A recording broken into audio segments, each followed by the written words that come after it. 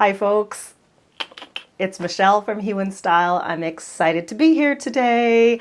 I have a question for you, just right off the bat. As you're coming in, you'll say hello, you'll put hashtag live, hashtag replay, but I have a question for you right away. How many of you have been a perfectionist?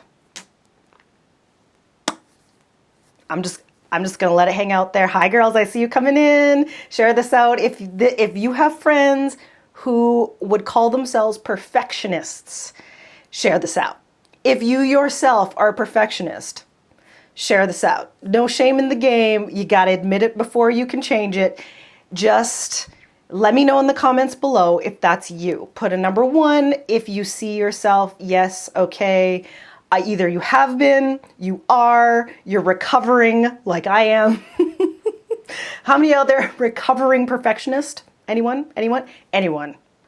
Listen, today, that's right. That's right. Olivia says it right. That's why things don't get done. Today, guys, I'm talking to you about perfectionism, which is the killer of your growth. And that there are 3 ways to get past it, and there are 4 amazing outcomes when you do, okay? Stay with me, okay? Are you ready? So listen, I love asking the question if you're a perfectionist because it's like got this weird connotation, like people know that maybe it's not a positive thing to say that you are. Some people wave it like a banner, but they know they kind of shouldn't, and there's this weird feeling around the word of being a perfectionist. And true to form, okay, I would say I'm a recovering perfectionist, but true to form, I figured out that connotation of perfectionist was not a really good one. So instead I made up my own word.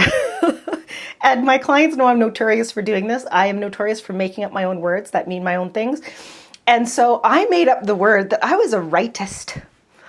No, I don't need to be perfect. I just need to be right. I just need to be right. It needs to be done right. How many of you have covered up your perfectionism with rightism? No. It doesn't have to be perfect. It just has to be right. Anyone? Because that was me. I feel you, okay? Guys, it's the same thing. It's the same thing, okay? And here's the thing, is that when you were looking for perfectionism, that idea of getting something perfect, especially if you're in a quest to get better, to be better, that the quest for being perfect implies that you know all the information to get it exactly the way you should think that you should get it. Because there's a second problem in there. First of all, it implies that you have all the information to get it right. And second of all, it implies that there's an expectation on what the right is. And where did that expectation come from? Because the truth is that we don't know it all to get it right. Nothing. On any journey, guys, on anything you're trying to change, anything you're trying to improve, body love, personal style, confidence journey, your business, relationships growing. The fact of the matter is we don't know it all. So you can't attach a sense of perfectionism or rightism. I don't know how to say that. Anyway, you can't attach it when you don't know all the information in order to get it right and the expectation that you're putting around yourself to get it right, okay? So what happens is that we go into this perfectionism suffering mode, right? You felt it. The suffering mode looks like people pleasing, okay? Trying to get everybody's expectations around what you do. It looks like really lack of boundaries. Yes. It looks like frustration in trying to put all the pieces of your life together. It looks like confusion. Like, I don't know which part is supposed to be, what do I put in front of the other, of priorities. And then you know what it looks like Olivia said, it looks like paralysis. You simply just shut down.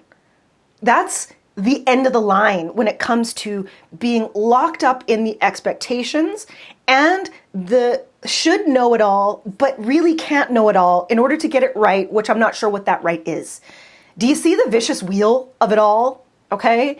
And so what happens is that in is that the things that you want to create, the stakes that are in your life that you want to make successful, whether it's your business, whether it is your personal relationships, whether it's the relationship with yourself, okay, any of those things gets paralyzed because you're just trying to get it done the right way and you're not sure, I don't know how, and then, and how is that serving you today? Think about it.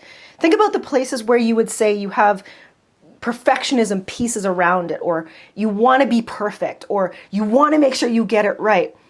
What was the last thing you actually created that you were happy about around those things? Or was it always just picking any type of action apart? That'll tell you right away if you're locked in that circle. And the thing is those are the pieces that it feels like to be in that cycle, but and there are ways to get past it, okay? And when you get past it, these 4 things show up, okay? These are the 4 things that show up if you can get it right to move past that perfectionism attitude. Number 1, courage. Courage. Guys, courage. Courage. Bravery in the face of fear, okay? Courage allows you to be able to take risks. Risks right away, okay? About the things you know that would move you forward, regardless if they're right or perfect. It gives you the courage to move forward. Second thing it gives you is enthusiasm. Guys, listen, enthusiasm is this idea that that you're filled with something extra, right? That you have a spirit about something. And you know what? Enthusiasm is insanely magnetic. How many of you guys know that? Well, I see my clients there, so I know they know that. But enthusiasm for who you are and what you're doing is insanely magnetic. It is a perfect commercial for anything you're doing. Doesn't matter if it's business. It doesn't matter if you're looking for love in your life. That idea of enthusiasm, people want to know what you've got, what's going on with her, right? The other thing it does is it creates self-respect. And self-respect means that you value yourself, and in that you teach others how to treat you. Teaching other people how to treat you. Remember when I talked about perfectionism goes along with things like people pleasing and having no boundaries? Yeah, because after those 2 things happen, you get real resentful about the people around you. Have you noticed that? When you flip the script, okay, and you move into a different space, self-respect teaches others how to treat you based on your own boundaries that you've determined for yourself. Huge deal, game changer. And the last thing that is an amazing outcome when you get past this idea of perfectionism is simple, like joy, like happy. Like happy. That when you do something, when you create something, it makes you fall in love with the things you are doing and the outcomes you're creating, that the outcomes become meaningful for you, which is the whole point, is it not? And what people are searching and searching and searching and searching for, right? Meaning. So those are the things that you get once you move past this perfectionism, or for me, just want it to be right attitude. But then it's like, how do you do it, right? I mean, we get trapped in wanting to get it right and wanting to be perfect. I think the first thing you got to do is you got to admit that it's a thing. Okay. You got to look yourself in the face, in the mirror, and say, look, where am I burdening myself with this belief, this thought process that it all has to be just a certain way? Whose expectations is that based on? And why do I think I'm not good enough to just do it? And maybe it won't be perfect. Admit that the thing is there. The second thing is that you have to see what fear is creating that perfectionism. There is a belief around something, and it's usually a fear of something that is creating that belief, that is making you want to and need to get it so right that that fear does not come true. Got to figure that out. Huge deal. And the third is to look for answers in that area that you struggle with, that you're putting that perfectionism around. You may be putting it only in a certain spot in your life. If you've ever had body issues, eating issues, over burdensome exercise issues, that's around a certain area of your life. There is a fear around that area of your life that is speaking to you through that perfectionism. It's essential to figure out what that fear is. And then the solution to get those pieces working, and you know I was going to say it, it's always to focus on you. It's to see, what am I believing that those perfectionism pieces have to be true?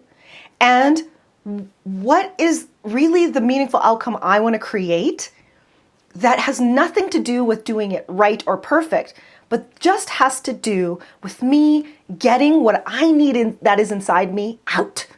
And that is so individual for each one of you who are sitting listening to me. That meaningful outcome has nothing to do with any job you have. It has nothing to do with any role you play. It has to do with your personal expression of yourself. And when you find it, you will notice that all of the pieces start to come together. Not only how you work in your business or how you work in your career, how you parent your children, how you see yourself, how you have your best relationships, that meaningful outcome will bleed into all areas of your life. And then part of the solution is, once you know that, creating a way that you renew that commitment to that outcome daily. Because the rest of the world is really loud, guys, isn't it? It's always talking at you about what you should do, what you had to do, what you could have done, what you should have done, what you were supposed to do. And without daily renewal of you saying, no, this is why I do what I do. This is what I create for others. This is why it's based on just me. And then having the courage to know that you can express that through what you do, you just get all balled up in the rest of the world. And so when you release that idea that perfectionism is your way to do life so that you feel that you're making a valuable contribution, and you drop that and you move into the idea that growth is the way that you make your valuable contribution, you can release a lot of that pressure you put on yourself. And I'm telling you, from a type A in recovery, perfectionist in recovery, it is a highly liberating space to be. So I dropped a lot on you this morning. Any questions, folks? 'Cause I see you're still watching. Those who joined me live, I'm happy that you are here. You can always hashtag live before I log off so that I know that you're here live.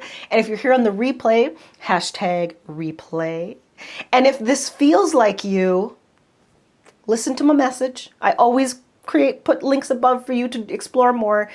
If this feels like someone in your life, share this with them, because it's not something, well, it is something that's out there being talked about, but I'm not sure that people take the idea of perfection and they put it inside them and they go, wow, that's me. What do I do with it?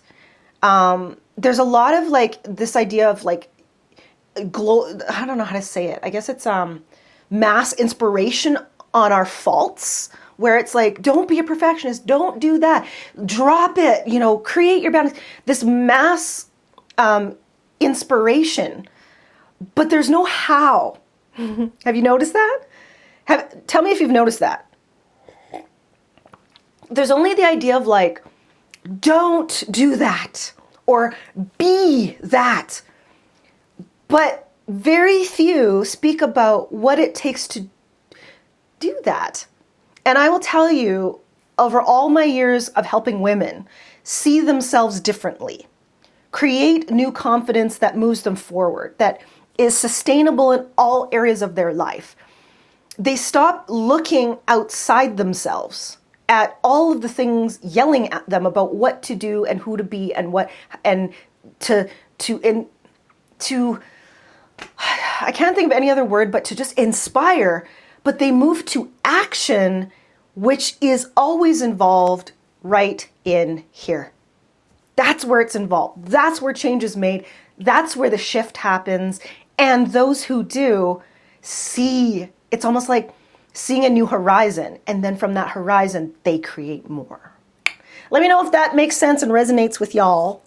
Hi, I want to say welcome to all my people. Hi, Vivian. Hi, Michelle. Hi, Olivia. I saw Jane on the broadcast. I saw Harpreet on the broadcast. Good to see you all, my ladies. I think I'm good. I think we talked about it. If it's resonating with you, it's probably why I don't see your comments, because that tends to happen with me. So, takeaway for today, go off. First of all, admit if you have the thing. That's the first piece. Admit if you have the thing. What fear is your perfectionism attached to? What fear? Okay. And what way do you see that you are moving forward to know what is inside of you, what is creating that fear, what you believe, so that you can dismantle it and find the real meaning behind what it is you want to do. When you do that, you drop perfectionism, increase courage, increase enthusiasm, increase self-respect, and joy, my personal favorite. Alrighty, guys, I want you to have a wonderful day. Take care. We'll see you real soon. Bye for now.